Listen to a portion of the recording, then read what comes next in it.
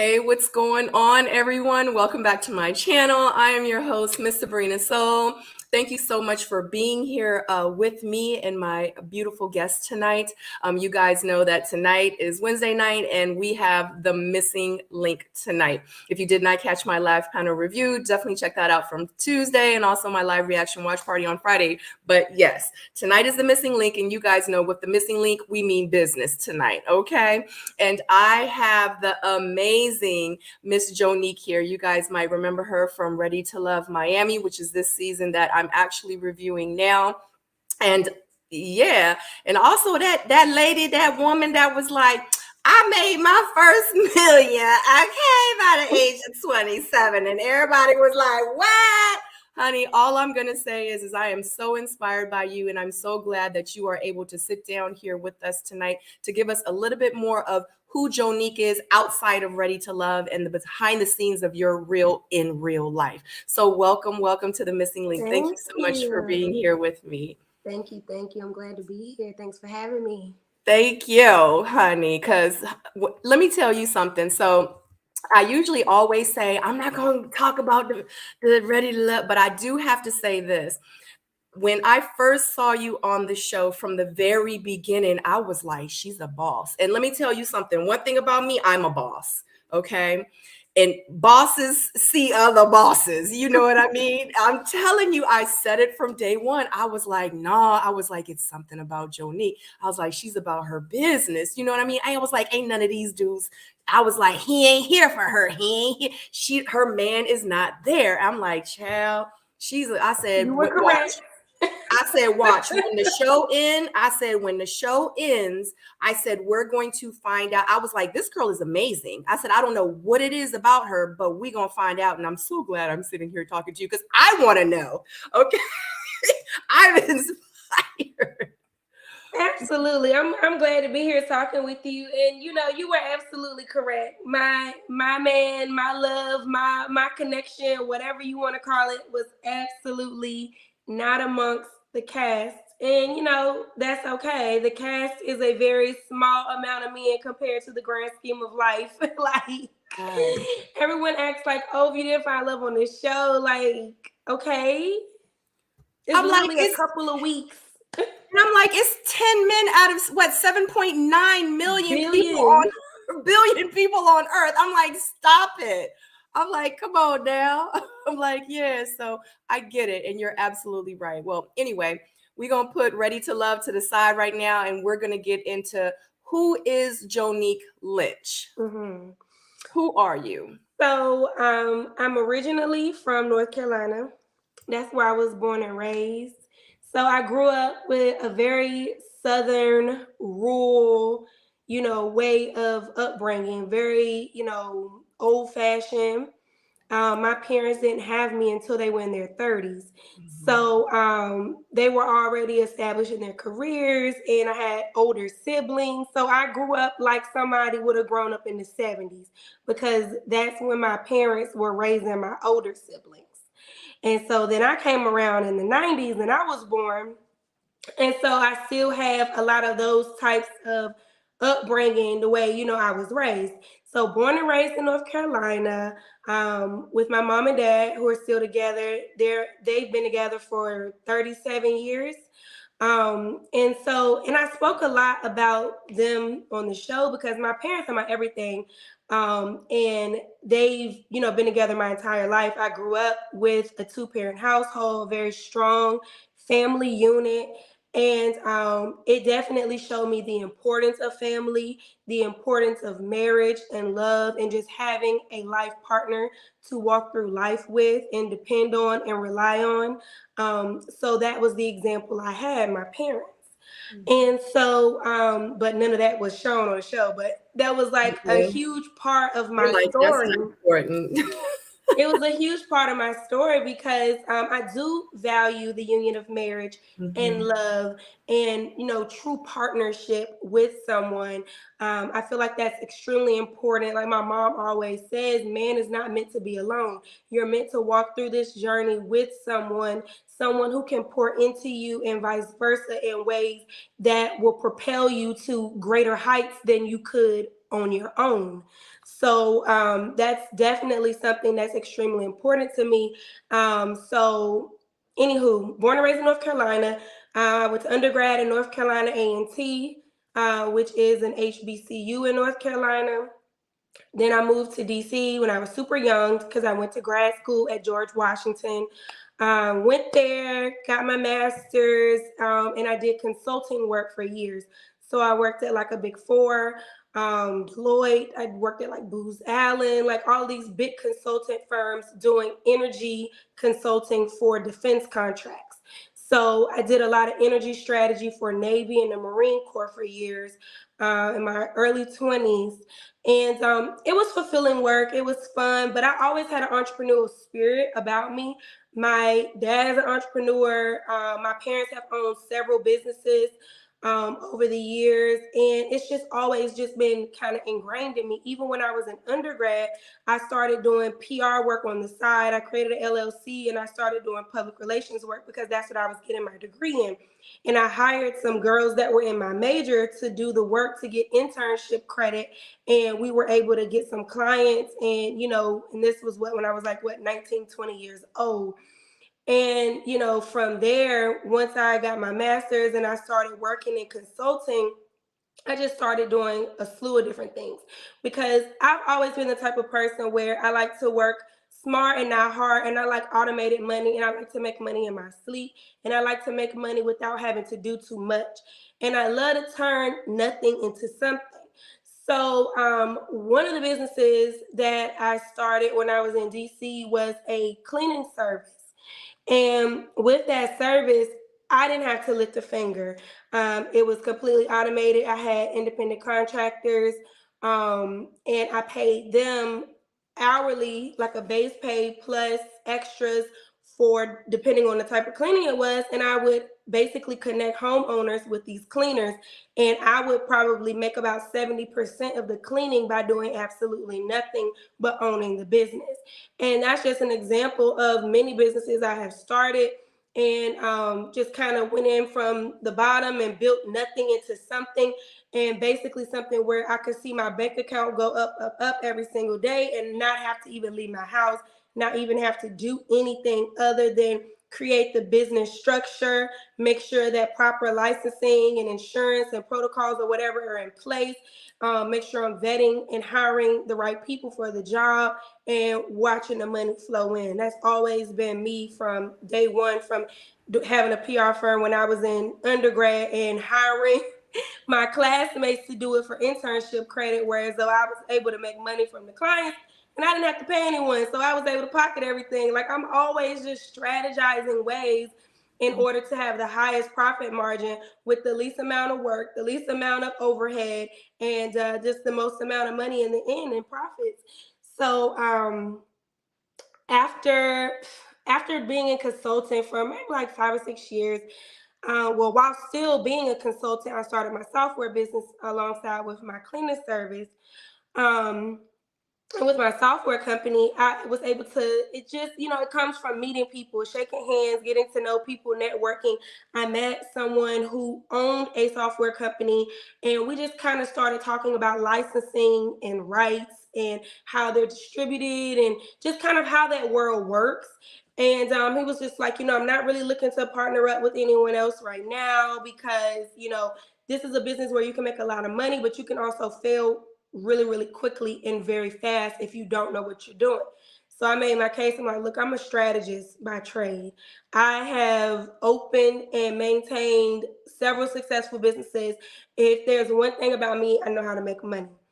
So after talking and talking and talking, he was like, okay, I'm gonna give you a chance. Like, let's partner up. Let's do this thing. So, I got all of the software rights and the licensing and the distribution, and I created my own processes and my own protocols for starting this business, something that I had never done before, but I just had a very strategic way of, just a mindset. I know how to run a business. I know how to take something and I know how to make money from it. And that's essentially what I did. And fast forward years later, I was able to quit my consulting job after only a few months of running that because it became so successful and we were growing at such a rapid rate, and I had to start hiring staff so quickly that I could not keep my 9 to 5. Even though this was before COVID, I was already working remotely anyways. I still did not have time to, keep my 9 to 5 because I had to start scaling very, very quickly. And so hired staff. And I mean, fast forward now, some years later, I mean, we're still thriving. We're still doing fantastic. And I'm branching off and doing other things. I'm starting a feminine hygiene company now. I've just always been I'm a girly girl. So I love skincare, makeup, anything Okay. that smells fresh and Oh, clean and okay. perfume. Okay, Jonique, you giving me too much because I got questions back from 4 minutes ago. So Okay. I'm gonna literally stop you right there because this is all the stuff. Because now, okay, so the things that you're saying, I have questions. So we're gonna go back because the first question I asked you was who was Jonique? Mm-hmm. Honey, I'm like, interview over. I'm like, she done gave us so much just in that little bit of time. Okay, so okay. Because you got my brain, entrepreneurs, honey, you got my brain like it's turning, the wheels are turning. Okay, we're going to go back. We're going to scale it back a little bit, and then we're going to get back into it because I want to talk about the hygiene business, because I remember you did say that. So, and you're getting ready to start that, but we're gonna get into that. Now, how would you describe your personality? And somebody, and that's actually one of my questions, and someone in the chat said that Jonique must be a Taurus, Capricorn, or Aries, money-making, ambitious zodiac. So describe your personality and also tell us what your sign is, because they do ask that a lot. I'm a Scorpio, so my birthday is in November 7th.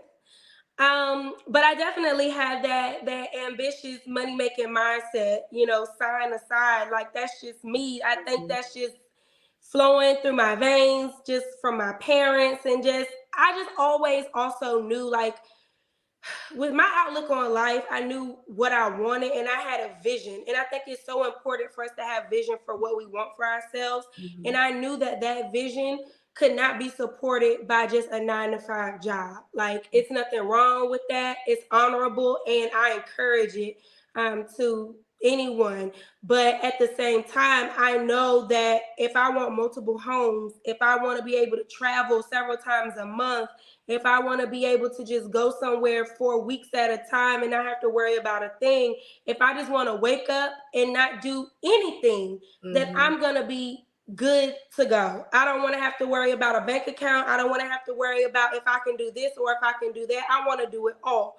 And that's just me and who I am. And I knew to live that type of lifestyle, I had to do certain things, make certain sacrifices, and have, my ducks in a row in a certain way in order to attain that. And so for me, it was just always on the grind. I mean, seriously, I've always been the type of person that loves to have fun, loves to really enjoy life, but I never let going out and doing things hinder me from the bigger picture. Because I'm the type of person, I'll go out all night and come home at 3 o'clock in the morning, and I'll work all night long on whatever it is that I need to do for my vision. Because at the end of the day, nothing is more important than the vision. Mm-hmm. So at a very young age, because we hear where you are now, but at a very young age, what did you want to be growing up? So initially, I wanted to work in the medical field. I wanted to be an anesthesiologist. And I went to like a lot of science summer camps that my mom signed me up for, and I really was into that. I wanted to do like pre-med.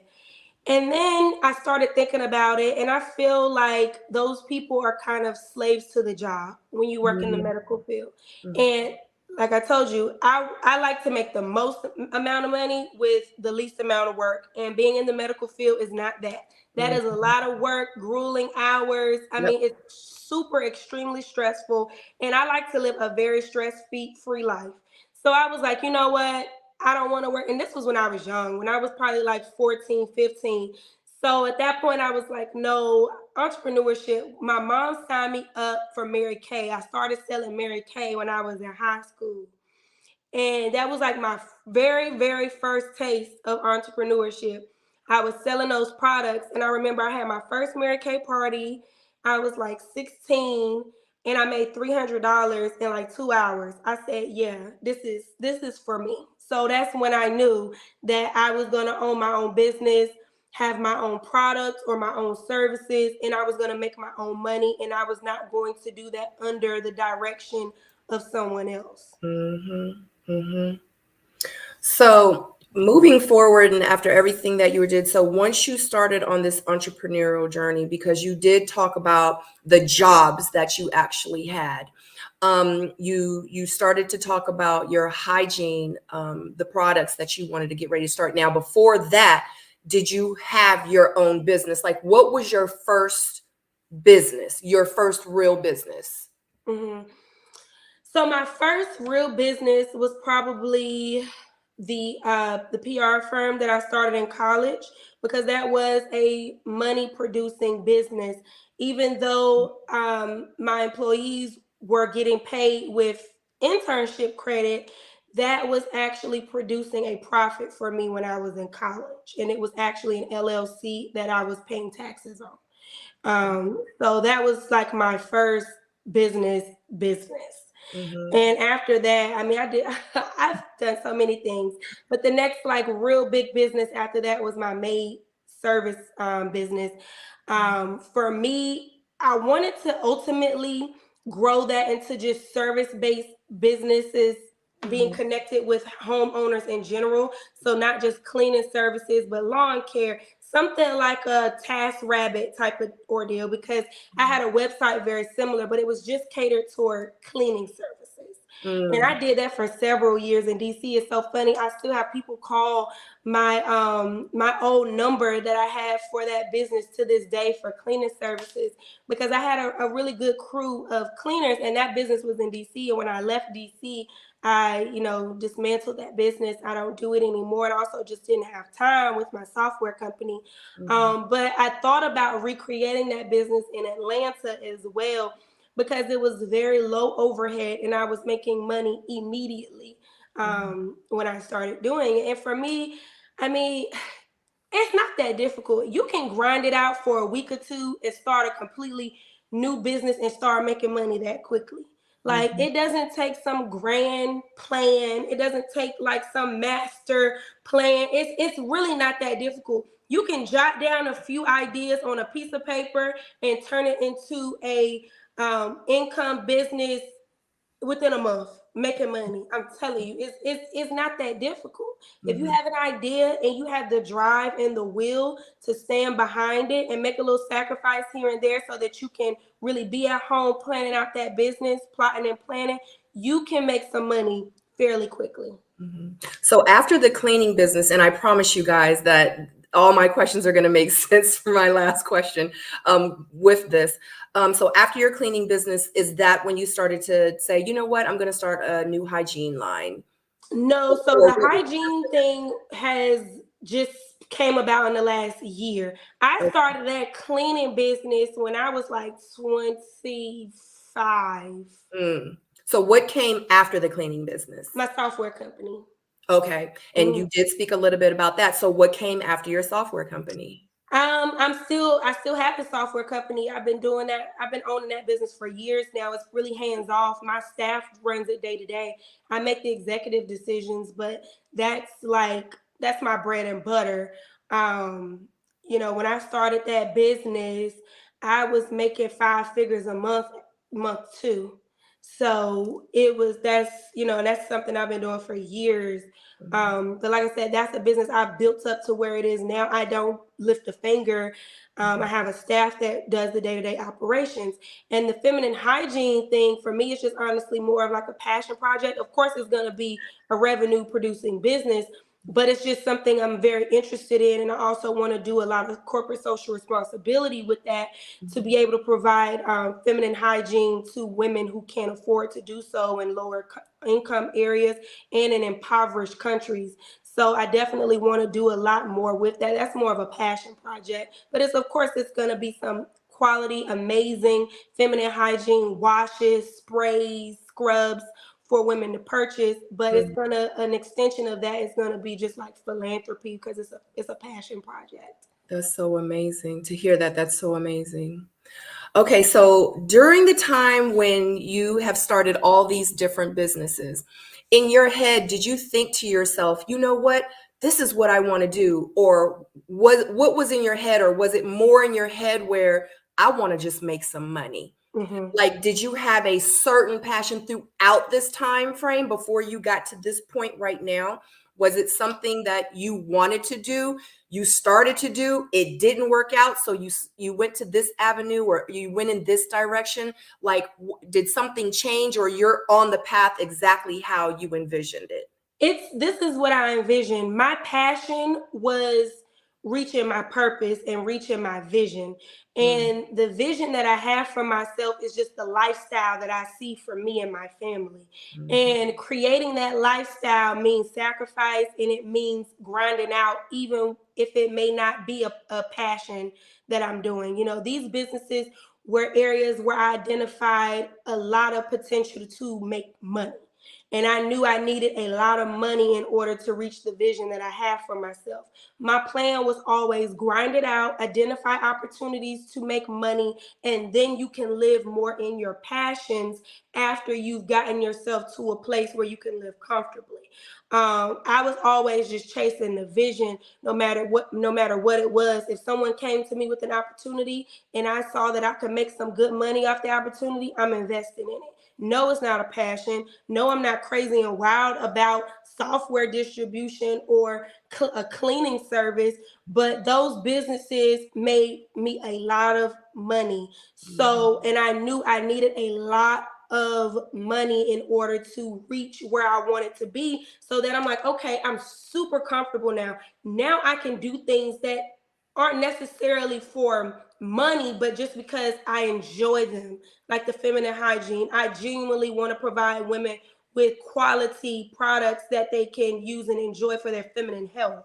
mhm, And, that's not something that I probably would have done 6 or 7 years ago, because it's time consuming. It costs a lot of money to start a business like this, a lot of money with developing the products, a lot of money with marketing the products. It's not something that you can immediately make money off of. I needed something that I could make a lot of money as quickly as possible to get myself to a comfortable place, so then I can more so go start chasing passions and stuff like that. But for me, it's just always about the money. Because I know what I want to provide for myself. I know what I want to provide for my parents, for my future children, for my future family. And I always knew, okay, Jonique, if you can identify a few businesses that you can automate and make money in your sleep and not have to do too much, then you can focus more so on passions down the road. And it's not going to be too far down the road, because if you do this right, it's not going to take you 10, 20, 30 years. It's only going to take a couple. And it did only take a couple. right. So you made your first million by the age of 27. Mm-hmm. Now, when you hit that $1 million mark, how did you feel? And what did you do? I just felt like everything that I've been doing was worth it. Yeah. I feel like the plan that I had up here, that I was always just kind of following in my mind, it made sense, and it worked, and I just felt accomplished. Like, okay, let me replicate this. Let me Right. replicate this. How else can I make some more? That's Right. Because I'm doing I'm something right. Exactly. Exactly, exactly. And it may not work for everyone, but what I've been doing works for me. I at that time, I blew a little money just to have some fun, but I made sure that I had what I needed. You know what I'm saying? Like, I Mhm. always like to have money saved, and always, for me, I just love to like bask in the ambiance of looking at my bank account. So I could never just sit here and just spend up money. Like, it's no way. When I see Yeah. money, it just makes me want to add to it. And I'm just Yes. always thinking about the next best thing I can do. It Yes. is so many ways to make money. Like, I mean, so many niche opportunities out there in ways that you would never expect. Mm-hmm. And I'm always just looking for the next best way. I'm always just trying to connect with people to see what more I can learn. I'm a sponge. I want to know as much as possible, like as much as possible. I was just talking about this a couple days ago, that I'm looking at getting my pilot's license, because, like I said, now that I've gotten to a certain point in my life where I've automated my businesses and I'm looking to still grow them and start other businesses, but I'm at a comfortable place where I can start doing some fun things. That's not going to make me any money, but for me, everything is about mindset. And that's another thing that I also know got me to where I am right now and will get me to where I'm going is my mindset. Because even when I didn't have a whole lot, I still treated myself like I had the things that I aspired to have. Mm-hmm. So even now, I don't have a private jet, but I want to learn how to fly one because one day I'm going to have one. Yep. And that's how I've always lived my life. I may not have it now, but I'm preparing myself mentally, physically for the things that I know I'm going to have one day. And I've always done those things. Yeah, that's called manifestation. And Absolutely. I'm huge on that. So, and I agree with you 100%. So let me ask you this. Okay, before we move forward, because I do want to talk more about your businesses, the Thrive Retreat. Like we're going to get into all that, but just because we're on the subject now of a millionaire, just run through real quickly a day in the life of Jonique. Tell us how, when you wake up from the time that you open your eyes in the morning to the time that you close your eyes at night, explain to me and just kind of go through a day in the life of what you do in your world. So on a typical day, I'm going to wake up and I am going to come down and get my coffee. I'm going to start the day there and then I'm going to do some meditation. I always have to take some mindful time to myself to just clear my mind because there's a billion things running through it. So I'm gonna come get coffee, sit in my recliner. Everybody knows this recliner is my seat. It's a permanent print of my butt in that recliner. I'm gonna sit down and I'm going to take time to be mindful, even if it's 5 minutes, just to kind of clear my thoughts and let the ones come in that need to be there so that I can be productive. Otherwise, it's gonna be millions of things just flying around. So I'm gonna have my mindful time.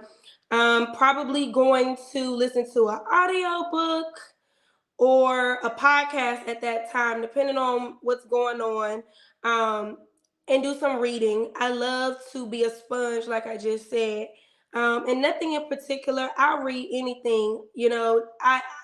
It to me is so important. I think reading builds your communication skills, even if it's not something that you can use immediately. I just think it's important, even if you read for 10 minutes. And at that point, I'm gonna hop on my laptop and I'm just gonna start surfing around for things that can help my business or new opportunities for other businesses. Like that's what I'm doing.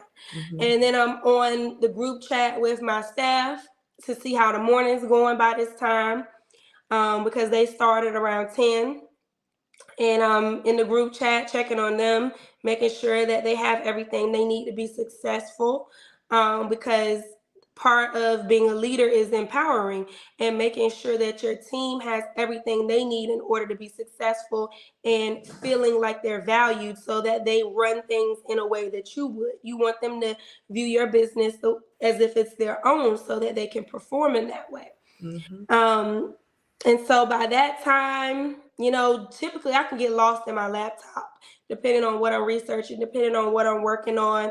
I may be building out a new process for the software company for the girls to use. When I say the girls, I mean my staff.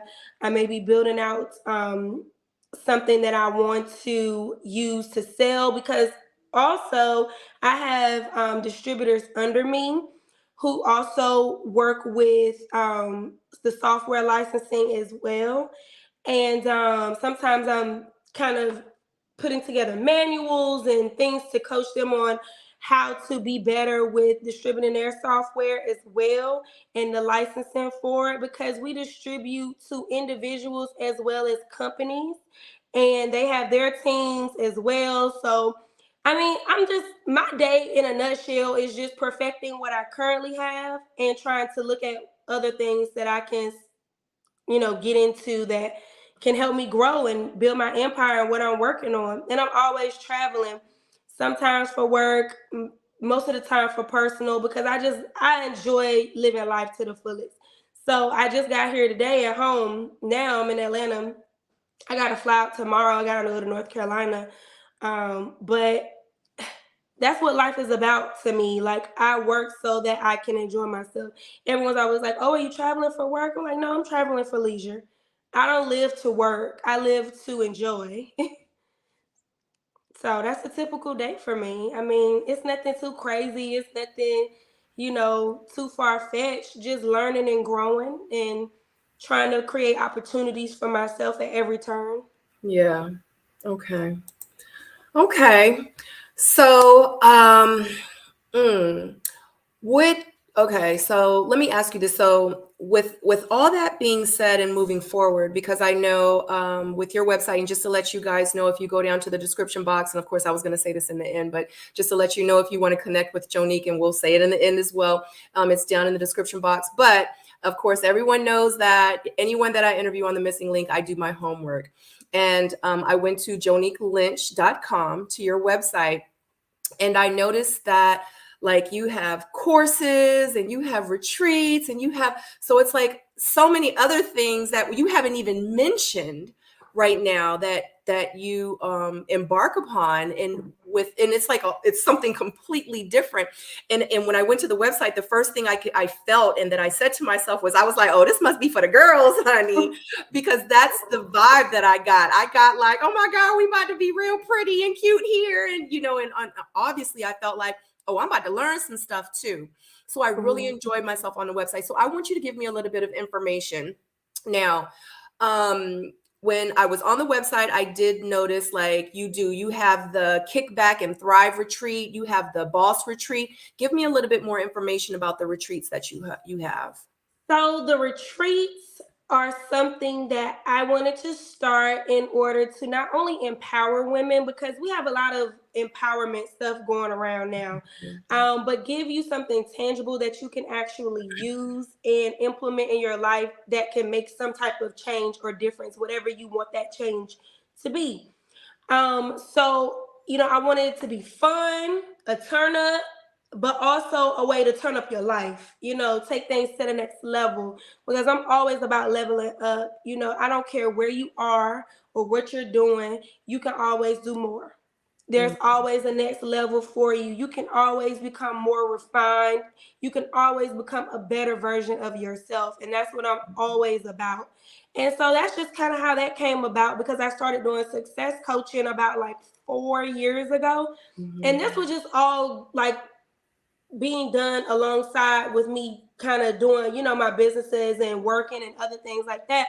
But a lot of people would ask me for advice. And so that's when I started like my success coaching brand. And Yeah. I started doing digital products and things like that. And I wanted to start doing some webinars as well. I haven't done any, but I said I wanted to do some because it's a good way to spread the knowledge without having to have like Zoom calls all the time. It can be, a lot of the information can be repurposed and reused, and having, a pre-recorded webinar with a lot of the gems and tools included. I definitely want to get up on the website as well. I just feel like, I'm super young, but I do have a lot of wisdom, and I've been through a lot, and I've done a lot of different things, and I started a lot of different businesses, and I've, made a lot of mistakes as well. And the mistakes are what pours into the learning. And that's what I want to be able to give people as well, because my mistakes can help someone avoid those same types of mistakes. Right. So that's the life coaching, success coaching brand, with just the digital tools and the retreat and all of that great stuff. And I wanted to do a retreat. I wanted to do one this year, but I'm not going to have time. So I'm going to probably start advertising for next spring, sometime in the summer. Yeah, because I did notice the last one you had was what, in like October, November? So the first one was supposed to be before COVID. Then we had to move it because of COVID. Hmm. The first one was supposed to be March of 2019. And we Hmm. all know what happened. Yeah. March 2020. Hmm.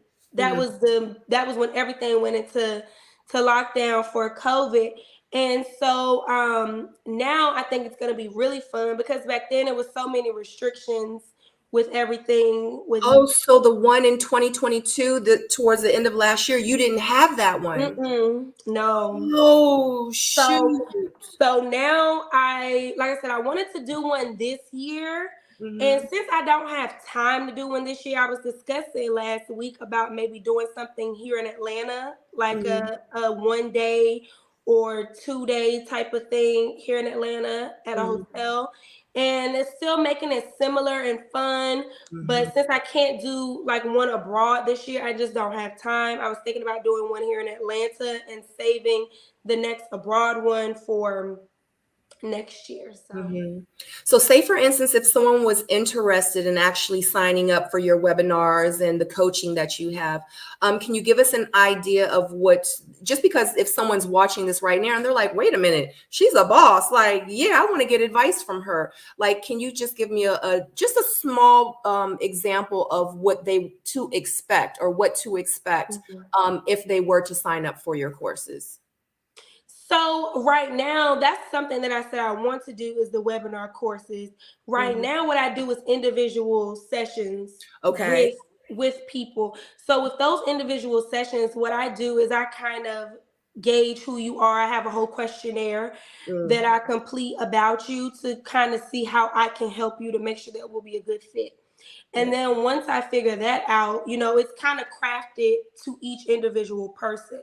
These Mhm. are one-on-one sessions to see what you need from me and how I can pour into you. And we kind of keep it going, whether it's weekly, every 2 weeks, however long. And I kind of give assignments based on what you're trying to do and how you're trying to grow. So that's how those sessions typically go. But the courses with the webinars is something that I want to do because I love the one-on-ones. They're super impactful because they're very personalized. Mhm. But with the webinar courses, there will be more generalized information that I feel like more of the masses can use. And you don't have to actually set up a session to talk to me. You can just sign up, get the webinar pre recorded, and use it to your benefit. Right. It'll be much So, cheaper. right, right. So with the Thrive Retreat and the information that you just gave us about that now, is that separate from Thrive University and the Thrive podcast? hmm Okay. So with the university, that's where the webinar courses were going to come Okay. in. That's Okay. I haven't started it yet. I Okay. just got wrapped up in the one-on-one sessions, and that just Mhm. took up most of my time with that, with the success coaching. Okay. hmm Because I'm going to ask these questions. Okay. Absolutely. Now with self-made, because like I said, I did my homework. So with Mhm. self-made LLC, is that the LLC where all this falls under that umbrella, or is that So, something separate as well? so Self-Made Enterprises, that particular entity is my software distribution company. Mm, hmm Yes. okay. Okay. And I don't know, and maybe I missed it because I was so engulfed into the conversation, which if that was the case, I probably shouldn't have missed it. But did you explain a little about what kind of software it is and what made No. you get into? Because I think we were talking about so much stuff and it just mhm. was kind of flowing. I don't I think. got into it like well, I did kind of explain a little bit how I did get into it. I met someone who was doing something similar, but he owned the actual software. Like they created the software, and we just kind of got talking. And like I said, it's one of those things like when you're out, you're networking, you're meeting people, and you start like, "Hey, what do you do? Hey, what do you do?" And he started Mhm. telling me about it, and I was like, "That's something I would be interested in because I feel like." With my background in strategy that's something I could build up to be pretty big. And he was just like, if you don't have a background in this, it's kind of Mm, hard to get into. And I was just like, no, I think it's something that I could do well. And then we talked and talked and talked, and I convinced him to let me join his team with that. But I mean, it's been going well. It's been going super well. Um, I didn't have any background in it. I don't have a tech background. I don't have a software like development background. It's not something I've done before, but I know how to, like I said before, make something out of nothing and start from mhm, nothing. I know how to create processes and protocols that work. So, mhm, and that's mhm, what it's about a lot of times when people start businesses. They're like, okay, I got my LLC now. What? Okay, well, it's probably important for you to create some type of processes for you and your future team to follow, so that there's a way that you guys do things that makes sense and you're as most efficient as possible. Because Right. I'm all about efficiency. That's how we make money, by being as efficient as possible. Okay, so wrapping up this portion, what advice would you give someone to help them on their way to getting their first $1 million? The first thing I would say is to just stop focusing, for one, on saving money. I'm Mm, not saying don't save money. I'm saying your focus should be on making money more so than it should be on shaving expenses. We've been taught for so long that you got to save, save, save, save, save. And saving is important, but you are never going to become wealthy by just saving money. You're going to become wealthy by making more money. So you can get a roommate, you can sell your car, you can stop getting your hair done every 2 weeks, and that's gonna save you a little money, but you're never gonna become wealthy doing that. You need to figure out how you can make more money. Whatever it is, whatever you can identify that you're good at. Because for me, like I said, I don't have a tech background, I have a software background, but I know that I can put kick-ass processes and protocols in place that can make a team super efficient, and that can make me money. You know, it can be the small things, but I would definitely tell people to stop focusing so much on saving money and focus more on making it. And also, just forget anything anyone's ever told you about making money and apply what you think that looks like for your life. You know, it's going to be different for everyone. For me, everything I do is about mindset. And I do that a lot with my success coaching as well, mindset coaching. yeah. Because if your mind is not in the place to become wealthy and to have these things, either you're going to get them and you're going to lose them, or you're never going to get them at all. So you have to mentally prepare yourself before you pick up your laptop, before you pick up a pencil or piece of paper, before you pick up the phone to call somebody, whatever it is you need to do. Yeah. You have to prepare yourself mentally first, because even if you make that money by luck, by chance, whatever, if that mindset is not aligned, you're going to lose it really quickly. And that would be the as top level as possible for me. Yeah. Well, thank you for that, y'all. I hope y'all taking y'all notes because I love listening to and learning from people that did it and is doing it. You know, quick story. I remember telling someone, I was giving someone advice because I'm the exact same way. Like, I do consultation as well, and I charge for consultation. People are like, I want to pick your brain. And I'm like, well, here's my fee. You know, and that's something that I do too. And a lot of people don't know. I do a lot of things. I have a lot of different businesses. So it's like, I get it. And people just really don't understand, because you and I both, and we're like, I feel like we're cut from the same cloth. Like, it took us a long time to get to where we are. We had to educate ourselves. We had to study. We had to invest. We had to grind it out, countless hours of, no sleep and all work, because we had to figure it out. And I'm just like, I'm at a place now where people are going to have to pay me if they want this knowledge. Either that, or you go and invest that time and that energy and them, you know what I mean? And that money, and you do that, then like, go do that. Like, I'm not telling you to not do it, but if you want the cliff notes, it's going to cost you. And that's what a lot of people don't understand. Exactly. So it's like, I completely get that. Okay. So real quick, before we get into the next segment, were you on House Hunters? I was. I've been seeing that floating around lately, and I'm like, wait a minute. Yes, I was on House Hunters. That episode was filmed in 2019. Oh, wow. So it was before the show. So it was way before the show. So I didn't even see it, but I saw like people screenshotting, like, is that Jonique? And I'm like, it looks like her. And I'm like, well, I'm about to just ask her myself. I'm going to ask the horse. So did you ever find a house? Yes, I did. I moved into a house on the show and showed my house and everything. But yeah, so that was from 2019, way before the show was even thought about. I don't even think I had even heard of Ready to Love back then. But I was buying a house, and I just thought it would be a cool opportunity because I watched House Hunters growing up.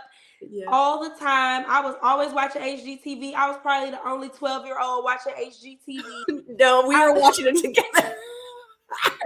I've always been into beautiful homes, home interior, Me decor. Just I too. love beautiful homes.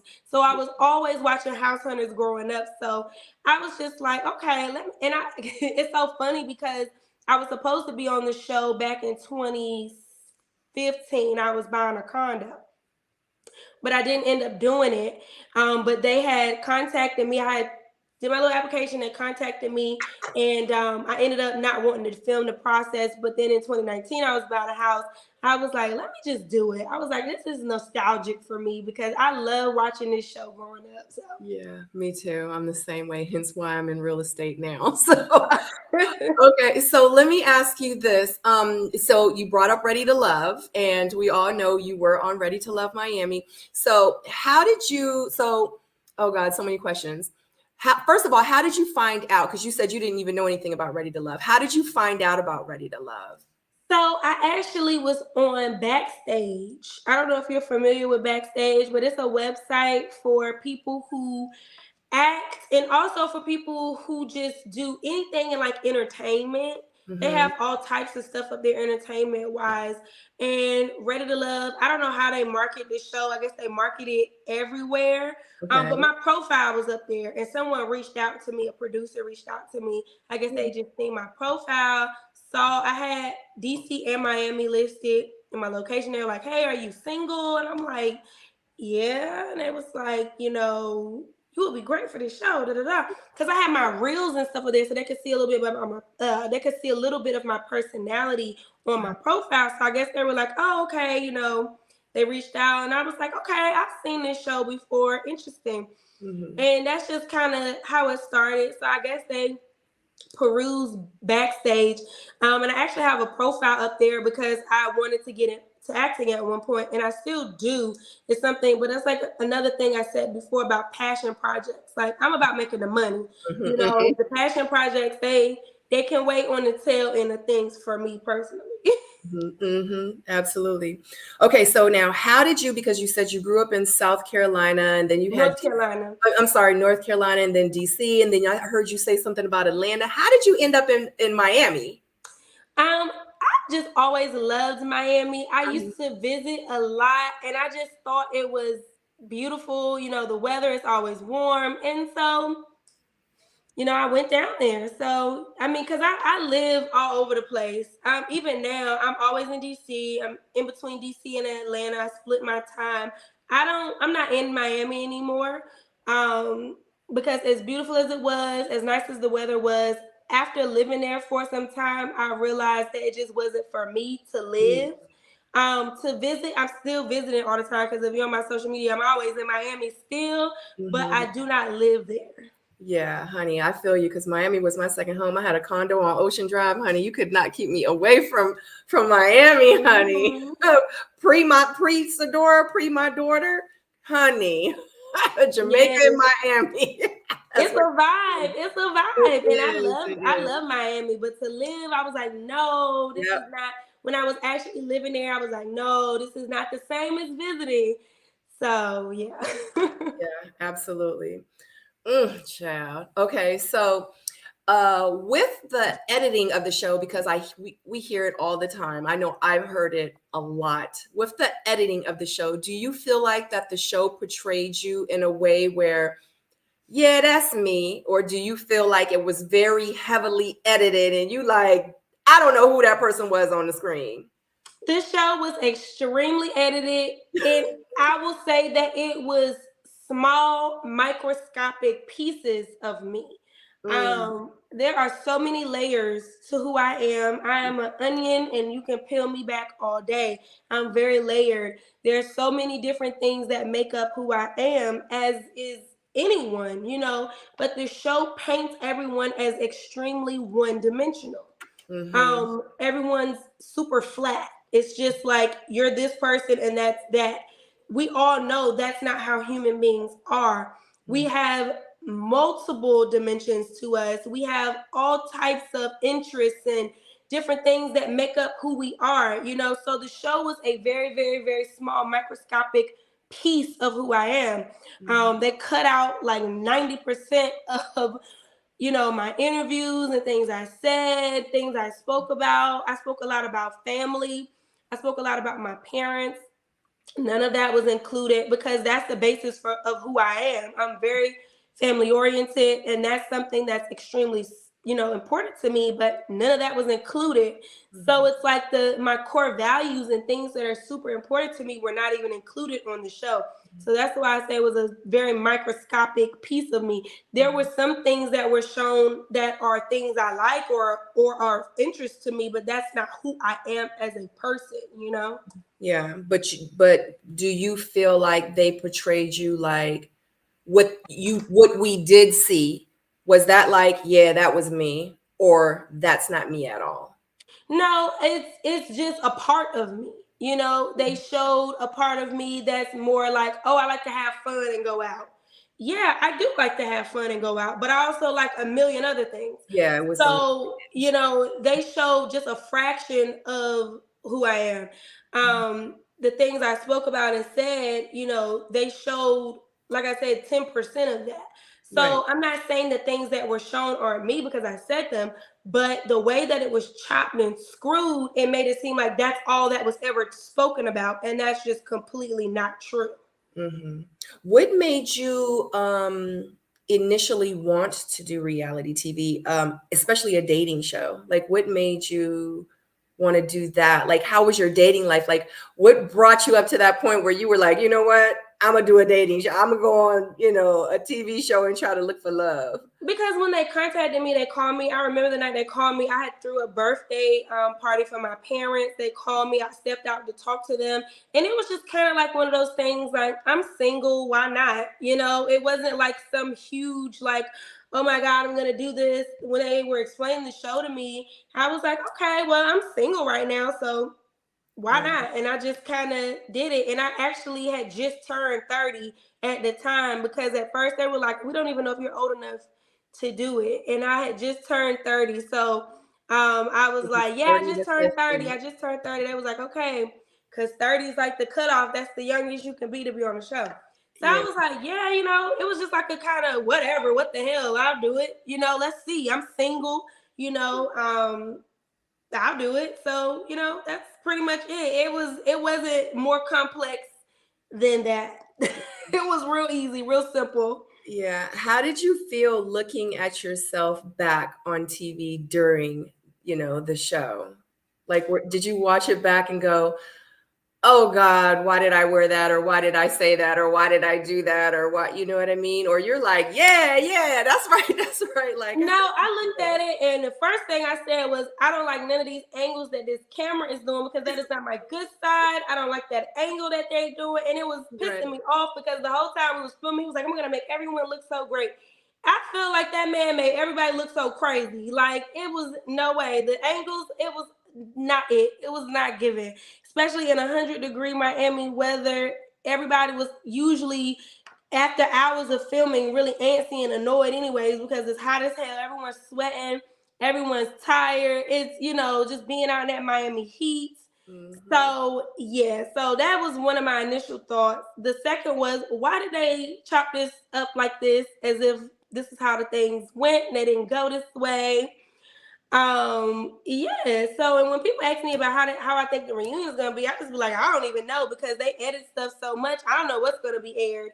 Um, so yeah, I just feel like it was not the best representation of myself or anyone else on the show because I was there, I lived through it. I had those conversations with them. I was there, and it was very misrepresented. Like, it wasn't.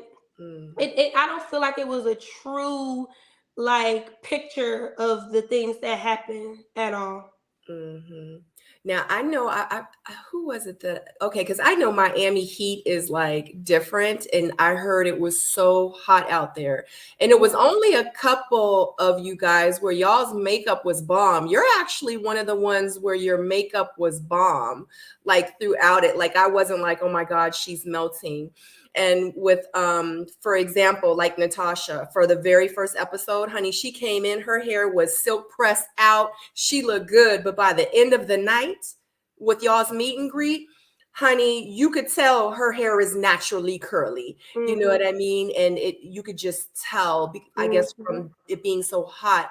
So with the makeup, did you get your makeup professionally done, or did you do your makeup, or you just know how to work your makeup just from being in the heat? Sometimes I got it done. I had someone who would do my makeup at my house before I would go shoot, and then Mm. sometimes I did it myself as well. So, but I don't sweat a lot on my face, so that's probably what that was. Some people do Mm. sweat a lot on their face. Yeah, I I don't do. sweat a lot on my face, so I didn't really have like the makeup issues. But when I spoke to the makeup, just speaking for everybody, I know a lot of the girls had makeup problems because of the heat, because it was so humid. We were filming in June, July, August time frame, the hottest months of the year in Miami. It was like 100 degrees every day. So, Yeah. yeah, and like 90% humidity. So the air was just moist. Right. Yeah. We filmed during that time too. So I definitely get it. Okay. So I do want to ask you this. When you were eliminated from the show, like, how did you feel? Like, were you like, yeah, ain't nobody here for me? Or was you like, I'm not ready to go yet? Like, I still feel like I had connections and they didn't show it. Like, how did you feel when you were eliminated from the show? No, I knew I didn't have any connections. I was getting kind of frustrated anyways because I didn't feel like there was not anyone there that made me want to be there. Mm-hmm. Um, so yeah, I was fine with it. I mean, I didn't fight it at all. The only issue I did have was how the elimination happened and how it took place. But I did not mind leaving because I knew my person was not there. That was apparent to me after the first group date that my person was not there. Mm-hmm. Do you regret anything that you did or said on the show? No, Hmm. Would you do anything differently? no. I said what needed to be said in that moment, and Yeah. I'm perfectly fine with it. I feel like everything I said fit the moment, fit Yeah. what needed to be said, and yeah, I don't regret anything I said because it was the truth. Yeah. You could tell too, like you were one of those people that, for me, you know how like some people after the case be like, dang, I wish I would have said that. Like, dang, I wish I would have did that. Like, you don't come off to me as one of the people like that would be like, dang, I wish I would have. You really have that type of energy. Like, no, I'm gonna tell you exactly how I felt. I'm gonna tell you exactly what I need to say. Cause yeah. And then after I say it and after it happens, I'm done with it. Like you and I, we kind of Mhm. have a similar personality. Absolutely, it is what it is. This is how I feel, and Yeah. it's appropriate for the situation, and I'm Yep. standing on it. That's what it is. Yep. Absolutely. So would you do this again? I would do it again. Well, let me put it this way. If you asked if I would redo this process, like I would do this process again, yeah, Mm-hmm. but to go on another dating show, no, no. Because I Mhm, had a positive mhm. experience. That's why I say, like, if you were to say, oh, would you do this over again, this actual, process with everybody again? And yeah, I would do that. But another dating show, no, I'm the same way. no. Unless it's a dating show where if it's 20 men, like The Bachelorette, Uh-huh. I'll do that, but I ain't doing it like where's the competition? Because my thing is, and it shocked me when I did it. And I said, you know what? I've tried everything else. Let me just try this. I'm gonna try this out and let me just see Mhm. what happens and let's see what comes of it, you know? But normally in my real life, I'm like, if you got to pick between me and her, pick her. Like that's my normal life. Yeah, Like absolutely. I don't be in competition with nobody. I feel like so it was just Period. awkward for me to be in that space, but that's why I was so secure within myself because I'm like, if whoever don't pick me, that's fine with me because they weren't meant for me. Mhm. So I'm good with it. Now, if they had an all-star show where they brought back like all the people that didn't make a connection on all the seasons, and they were like, Jonique, would you like to be on the all-star season? Would you do something like that? I would entertain that idea because I think that would just be interesting to see. But I mean, I'm dating someone now, so I wouldn't do it now. I would do it if I was just completely single, yes. Yeah, that was my next question was, were you dating anyone now? I am. Did they know that you were on the show and that's how y'all started dating? Or when you met him, did he not know you were like on TV and y'all started dating? He didn't know initially, and I told him we actually started dating like a few weeks after I finished filming. So I had told him like, yeah, I'm down in Miami. I just finished filming this show. Da da da. I was like, but I'm about to buy a house in Atlanta, and we just kind of started talking about it. But yeah, he knew from the beginning that I was on the show. He thought it. He still thinks it's so funny. So Did y'all watch it together a little bit? yeah, we did watch it together. Mm-hmm. Oh my God. Oh God. I wonder if I ever get in a situation like that and I tell my guy, like, I have to tell you something, like, would we sit and like watch it and stuff? I don't know. I would be kind of weird about it, I think. We sit and we laugh. We make a night of it. We have fun watching the show. And then when the reunion comes on, we was like, we're going to do it again. Yeah. And I heard that you guys filmed the reunion and had not seen any of the episodes. So when you went to the reunion, you didn't even know what you were going into. You just thought like, hey, it's the reunion. Mm-hmm. And I've also heard from the Ready to Love streets that a lot of people afterwards were pissed. They were upset because they were like, we already filmed the reunion and now we're watching it back on TV. And they're like, yo, like, did you have any experiences or any feelings like that after like watching it back and hence, the reunion already being shot? I wish that we would have been able to see some of the show before the reunion. Yeah. I really do, because I feel like the reunion, there would have been more revelations and realizations that came out if people would have been able to see the show first and see some of the things that were said. Mm-hmm. Then I feel like it would have made for a better reunion. I thought that's how they always did it. Did they not do that with you guys? Did you guys get to see some of the show before the reunion film? Yes. So when we filmed the reunion, I think on TV, we were on like episode 4 or 5. Oh, really? Yeah. So we had seen those episodes on TV, but honestly, our first 4 or 5 episodes were kind of dry. So our stuff didn't get lit until like episode 8 or 9. So hence, if we would have seen what we saw on episode 8 and 9 and then did the reunion, our reunion would have went completely. It was already bad, but it probably would have been worse, honestly. Because it got real bad. But yeah, it's just so unfortunate that y'all didn't get to see any of it. No, we didn't. We just saw the clips when we were filming. They show you like the little minute clip or whatever, so you can respond to it. We did that, but we filmed a reunion in December. So, the show hadn't even came out yet. So golly, like from what I understand, it's a lot of people that are in their feelings, like, I don't blame them, because I feel like it would have made for a better reunion if we had been able to see some of the episodes, because we went in blind. We didn't know what was said in interviews and things like that, because the show hadn't aired yet. know. I'm really excited to see. So I don't know if you can tell me anything about it, but was the reunion for you, did it seem like we're going to be in for a surprise? Like, was it real hype, or were you like, oh, it was okay? Well, I learned some things that I didn't know at the reunion. So I think, I think the viewers will be pleased, because even with me living through it, I learned some things that I didn't know. That was like, okay, wow. So I think it's still going to be good. Yeah. So are you working on any projects right now that you would like to share with us and share with the viewers? Just Yummy Care. That's my feminine hygiene brand. That's what I'm pouring a lot of my energy into these days, with just the branding of that, the product development and testing out the products. And I'm hoping to launch that to the public this summer. Okay. So be on the lookout, Yummy Care. Yeah.